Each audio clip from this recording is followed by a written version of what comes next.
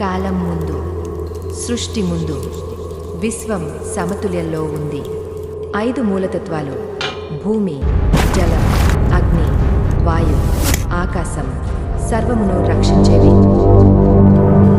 కానీ వెలుగు పుట్టినప్పుడు చీకటి వెంబడిస్తుంది.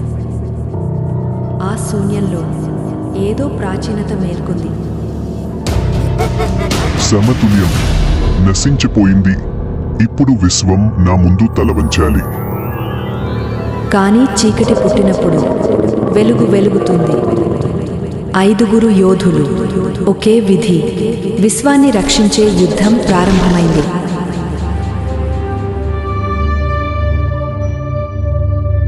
విశ్వ భవిష్యత్తు మీ చేతుల్లోనే ఉంది.